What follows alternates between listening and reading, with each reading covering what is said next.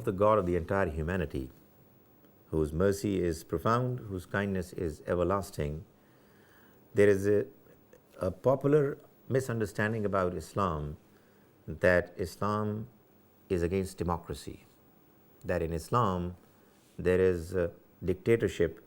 which is expected to prevail, to be the norm in its political system. This understanding, unfortunately, is also supported by the present circumstances of the Muslim Ummah,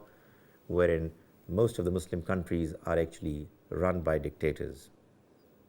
Now, when we read the Quran, we come to learn about the fact that the Almighty desires from the Muslims that they should run all their affairs through consultation, so that there is a very important verse of the Quran in the 42nd chapter of the Quran, Surah Ash-Shura, verse 38, which mentions the important attributes of good Muslims. And it says that the Muslims are the ones who pray regularly, who give zakat, alms to the poor on a regular basis, and in between it also says وَأَمْرُهُمْ شُورَى بَيْنَهُمْ. They are the ones whose matters, issues are resolved through consultation.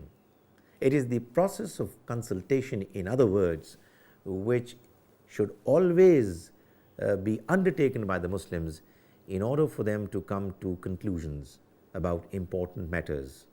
so that whether it's an institution, whether it's a project,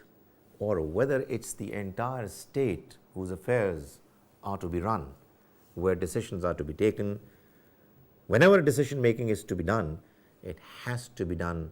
on the basis of consultation. Of course, when consultation is important,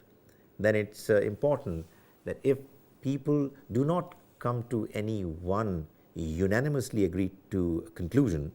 then the conclusion that is drawn by the majority has to be accepted. Otherwise, this statement would mean nothing, because Muslims have to resort to consultation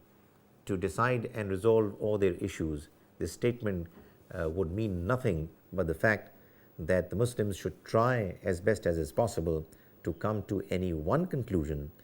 failing which they should look at the majority and decide their matters on the basis of the majority. In other words, what the Muslims of today are doing in running the affairs of their respective countries is completely against the God's commands. However, there are people who say that in the earlier times of the Muslims, the golden era of the Muslims, no democracy was prevailing. The Prophet, may Allah's mercy be on him, himself also mentioned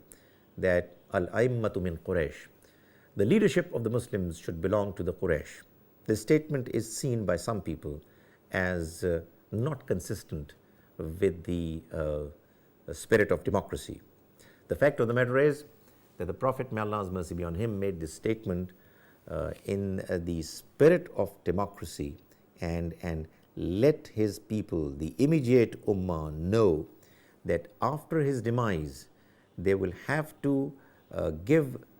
the right to rule to the party, to the tribe which is the most popular amongst them, and that is the tribe of Quraysh. This is exactly what the Prophet has explained in some of his other statements, wherein he helped people understand and realize that it is the people of Quraysh who are the most popular, who are followed by the entire Arabian people.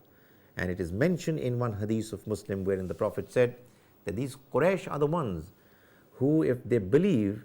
then the believers follow the people of Quraysh in their belief, and even if they disbelieve, then the people of Arabia would follow them in disbelief. The believer Muslims follow the believers of Quraysh, and the non-believer people of Arabia follow the non-believer leaders of Quraysh. In other words, the Prophet did nothing, but he practically implemented or guided the Muslims to implement the golden principle of mutual consultation during his times in the peculiar environment of the Arabian Peninsula as was the case during his times. Likewise, we also know that after his demise, the decisions that were taken in order for picking who the leaders who were to be chosen for running the affairs of the Muslims were also done in the same spirit, that the individual who was thought after consultation to be the most popular, the most acceptable, was chosen for the purpose. Clearly there were some differences, but again the majority decision always prevailed, so that democracy and the rule of the majority understanding is what is to prevail in Islam. May the Almighty enable us to understand the Islamic message properly and to follow it to the best of our abilities.